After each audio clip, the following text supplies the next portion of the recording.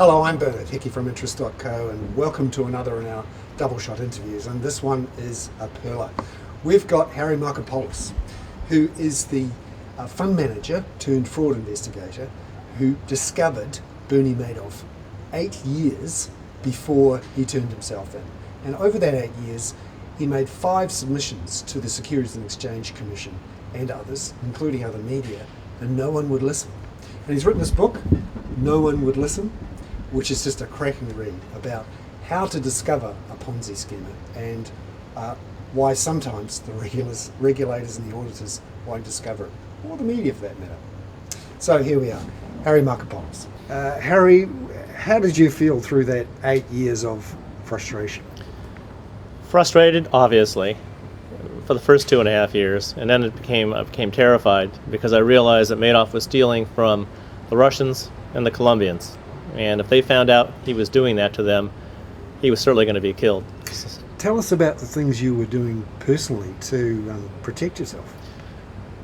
After June 2002, when I went to Europe and I met with 20 hedge fund of funds, 14 of which had Madoff, and I realized they were taking money from offshore sources, organized criminal sources, mainly the Russians and the Colombians. That's when I came back to the States and started carrying a gun every day. I wouldn't get into my vehicle without checking for bombs first.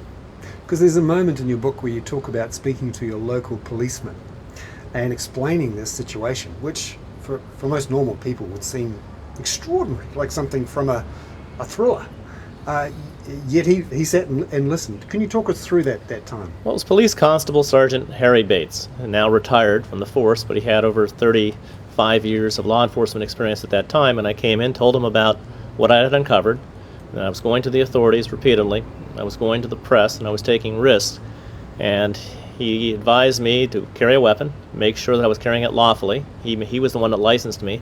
He also licensed my wife. I sent her away for shooting lessons so that she could also carry a weapon.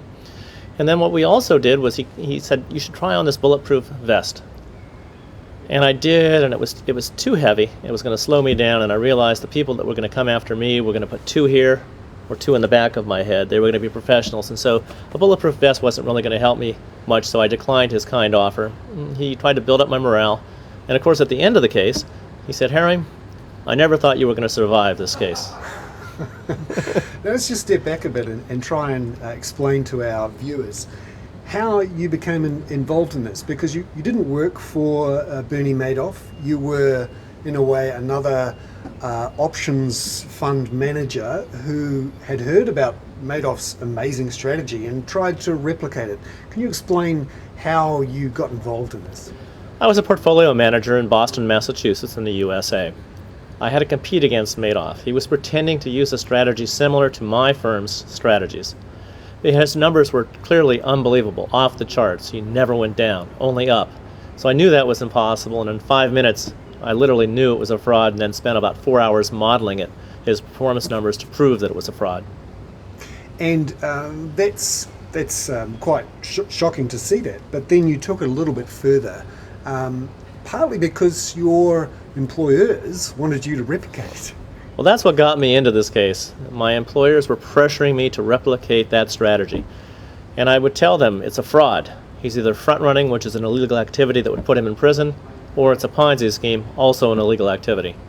And they said, no, he's a reputable firm. He's trading 5 to 10% of the daily stock exchange volume in the United States. He's well regarded. He's the 2-time past chairman of NASDAQ, one of our stock markets. He couldn't be a crook. You're just not good enough at math or finance to understand what he's doing. And so it was a blow to my pride. So I wanted to prove him wrong. And so I kept turning him in to the Securities and Exchange Commission, our financial regulators, because it's not fair for me to have to compete against somebody who's a crook. The amazing thing is, reading your book, you talk about meeting some of the people associated with the feeder funds who had gathered together the money and put it through to Bernie Madoff to manage, and you got to know them quite well. And in some cases, you actually met some of the investors there on a trip to Europe. It struck me reading the book. How did you stop yourself from shaking them by the shoulders and saying, do you know this guy's a fraud? Well, in Europe, it was very dangerous for me to do that. I realized that Madoff was stealing from the Russians, the Colombians, and They found out they were going to kill him. And so there was so much risk there, I couldn't warn them. I had a family at that point. I was about to start a family at that point in time, and it was just too much risk. I did warn one of the feeder funds, and so did my compatriots in this case, and he refused to listen. 11 days after Madoff turned himself in December 2008, he committed suicide in the most gruesome fashion in his Madison Avenue office in New York City. Tell us about that time when you were giving information to the SEC. What was the initial responses you got from the SEC, the regulator who should really have pursued this and prosecuted Bernie Madoff back in 2000, 2005, 2006, 2007? What was the responses you were getting? The initial response was blank stares and dumb looks, and it was I met with a senior enforcement official in Boston who was a lawyer by training, did not understand finance, who was supposed to forward my submission to the New York regional office because Madoff's down in New York. No, he's not in Boston, and instead just put it in a circular file basically in the trash can and never forwarded it to New York. Another year went by. I resubmitted at the urging of an SEC official in Boston, Ed Mannion. He kept asking me to resubmit the case. I did. That actually made it to New York, where a high-ranking official there looked at it, put it in the trash can immediately, because everybody knows Madoff in the industry. He's a respected titan on Wall Street. He owns a mid-sized broker-dealer. He's a big name in the industry. He can't be a Ponzi scheme. Why would he need to steal? He has so much money, seemingly. He wouldn't be a crook, but of course he was. It wasn't until 2005, at the urging of Ed Mannion at the SEC office in Boston, that I finally got traction. I met an enforcement attorney there, a mid-level enforcement attorney named Mike Garrity, and he followed everything I said.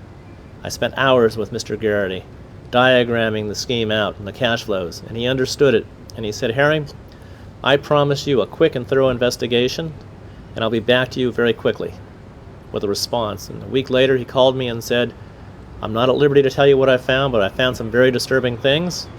I want to forward this to New York with urgency."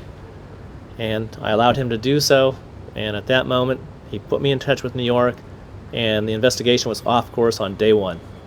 Because once it got to New York, to a woman I understand called Megan Chung, she essentially let it drop. How did you feel when that happened? Because in theory, New York were the ones who were supposed to prosecute Madoff, who was based in New York. Well, there was no two-way communication, and I offered two-way communication. I offered to assist, but she clearly didn't want any assistance. They felt that they did not need assistance from a whistleblower, and they also didn't think how I could be a whistleblower because I never worked for Madoff, and I wasn't an investor of Madoff's. So how would I know? But I was a competitor, so they thought I was a jealous competitor, and it was a matter of sour grapes because his performance was so much better than mine. And once that had happened, once it had fallen on deaf ears at the SEC, my thought when reading the book was, well, why didn't Harry go and talk to the media? Because once this is exposed, any typical Ponzi scheme, all it takes is for one exposure to happen and it all falls down. Tell us about your experience in taking this to the media, because there's a very sophisticated, detailed, financial media in America, lots of resources. How come this didn't get exposed, beforehand? Well, it actually did. We recruited a journalist to our team after a year had gone by of no action at the SEC. Frank Casey, one of my team members in this case, was in Barcelona, Spain, attending a hedge fund conference, and he happened to share a cab ride with the managing director for the largest hedge fund publication in the world, Michael Ockrent, who joined our team immediately upon hearing from Frank about Bernard Madoff. And he wrote an expose that was published on May 1st, 2001, that should have ended this scam. Every professional investor, every large bank, every investment manager read that publication, and no one did anything. That was one of the head-slapping moments in reading the book. How come they didn't see this and go, whoa, something's up here, let's do some proper due diligence? What went on? The due diligence process was circumvented, and here's how. These big banks, the European, American, and some Asian banks, are looking at Madoff, and Madoff's telling them, I'm trading 5 to 10% of the daily stock exchange volume. Wink, wink. And so I have access to order flow, and I know which way stocks and the stock market's going to go before anybody else does. And so they thought that was a code word for an illegal activity known as front running. that he was stepping in front of his legitimate broker-dealer order flow and stealing from those clients to deliver the ill-gotten returns to higher-paying hedge fund investors, mainly them. So they were happy that Bernie was a crook because he was a good crook. He was stealing on their behalf and giving them these ill-gotten gains. And they were happy not to ask any more questions on their due diligence checklist because they didn't want to know the answers. They didn't want to find out that Bernie was a crook. They had satisfied themselves in their mind that he was their crook, and so they were happy to do business with him. That's what struck me about reading your story. It was like watching an 8-year-long period when someone clearly had no clothes and no one was willing to call them on it. The emperor, the king of Wall Street, if you like, had no clothes. Could you try and explain to me that sort of mass, almost hysteria, a groupthink, which means that no one was willing to puncture the bubble? Since there were so many well-respected large banks involved and with Madoff, everybody said, well, that bank's involved, that person who's smarter than me is involved. Certainly they would have checked, and it was like one of these. But of course, no one had checked. But they looked at the client roster and said, all these sophisticated firms, certainly someone would have checked. In reality, no one did because the returns were so alluring.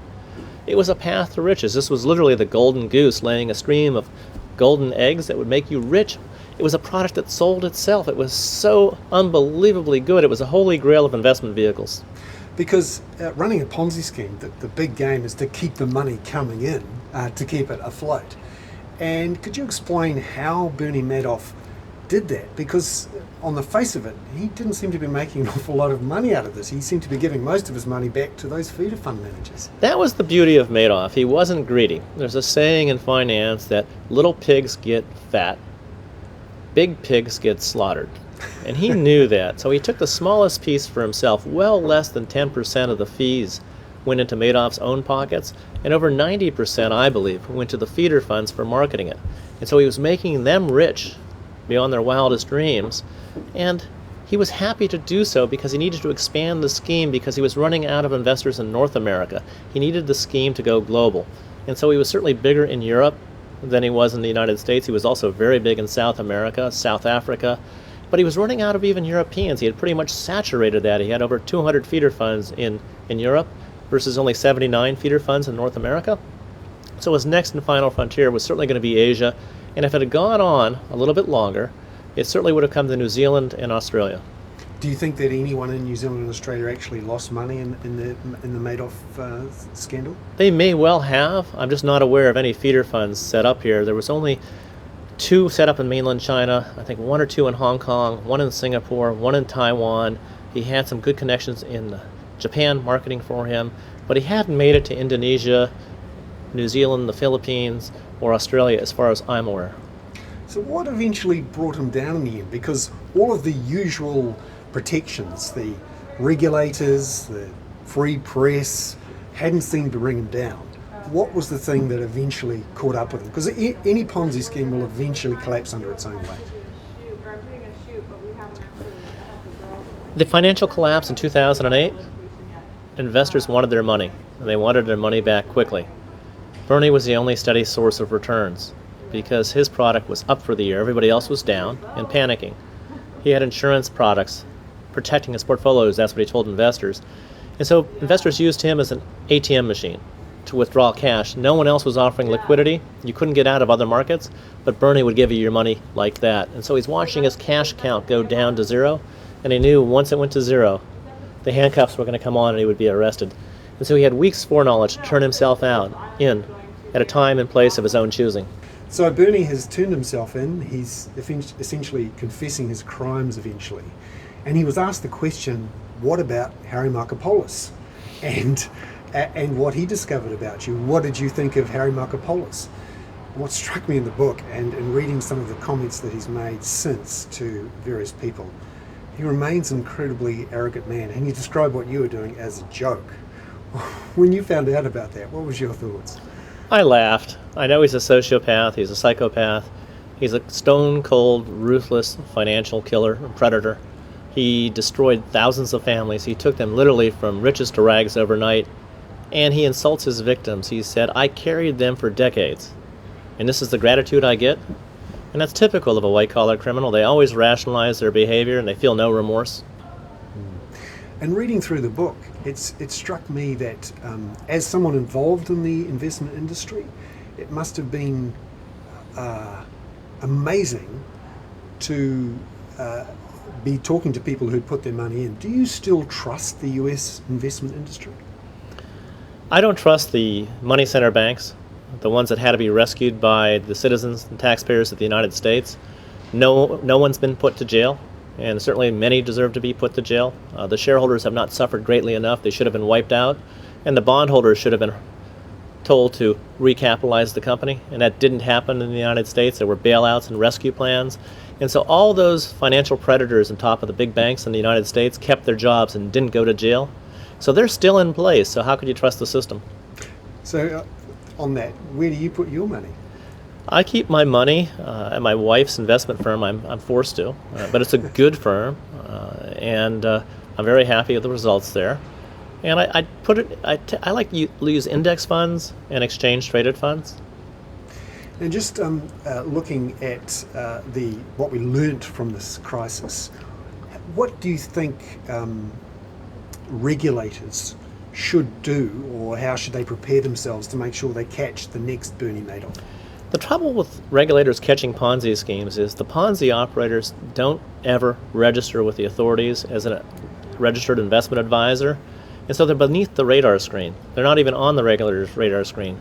And the only way the regulators can find out about a Ponzi scheme is for a check not to be paid, where the Ponzi operator is running short of funds and payments or promised payments are not made.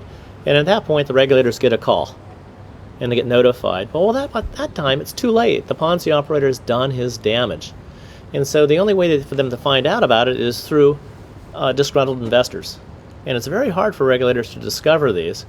However, some of the Ponzi operators tip themselves off on the internet, and people will forward those unbelievable performance numbers to the regulator, and they'll start an investigation and say, well, this person's not registered. And once the regulators find out about a Ponzi operator, nowadays they're very quick to prioritize that activity and investigate. Whereas before it was sort of at the bottom of the pecking order, and now I'd say it's a very high priority, and I think regulators across the world have learned how to do Ponzi investigations. They're so easy. There's no trading. So you go in and say, give us the trading records. And of course there won't be any. And from an investor's point of view, how do you know when you're being marketed to a Ponzi, or how do you know when you're in a Ponzi? If the returns are steady and every year is up, or if there is a down year, it's not by much, and if it seems very steady and you don't exactly understand what the investment manager is doing, and if you can't read your statements, or you're not getting statements, or if you look at your statements, you should check the prices. Did those prices trade in the market that day at that price, or didn't they? And you should also look and see if the assets are really there. Where are they housed? Are they housed at a custody bank? If they are, call the bank. This is my account number. Can you verify this amount of money in the account? If they can't, that's a big problem. Now, after Bernie Madoff was exposed, you testified to congressional hearings, there were reforms at the SEC. Just finally, looking back 3 years after now, do you think that the regulators in the United States, the auditors, the trustees, the watchdogs, have reformed enough to stop this happening again? Well, the Securities and Exchange Commission certainly did reform. It's probably our best law enforcement agency in the United States. This was a near-death experience for that regulator 4 years ago. And so they went to the very bottom. This was the worst point in their history. And so they knew they needed to reform or they're going to be put out of business. And so they did. And they actually prioritized Ponzi schemes. They wrote a 457-page report on this case, and it was a litany of what not to do. And so they've retrained their people. They've sent several hundred away to become trained as certified fraud examiners. They've reorganized their enforcement division. They get it. Unfortunately, the bank regulators do not get it. No one got fired at the banking regulators, unfortunately, and they really have not reformed. And I would say the accounting firms are as sad as ever. I don't trust any accounting firm audits. I just don't think auditors are competent whatsoever. Wow. And just finally, Harry, what are you up to these days? Because there was a period reading the book where you weren't actually making any money. You were investigating these things, but there was no way for you to make money. You were no longer working as a fund manager. I mean, what do you do for a living these days? I'm a certified fraud examiner. I deal in large multi-billion-dollar financial fraud schemes. I investigate, turn them into the United States government. They pay rewards from 10 to 30% for successful prosecutions. I recruit teams of whistleblowers. Once I figure out the fraud mathematically, I go inside the company, pull out people that are willing to talk and turn over state's evidence, and operate undercover for the government, if need be, if requested. And when the case is successful, we get paid. Great. Well, good luck to you, Harry. Thank you very much. Appreciate it. Appreciate your time today. There we are, Harry Markopolos, the author of No One Would Listen. I thoroughly recommend it. As an investor, as a regulator, anyone trying to understand how to stop malfeasance in the financial sector or to stop being hurt by it. I'm Bernard Hickey. That was another in our series of double shot interviews for interest.co.nz.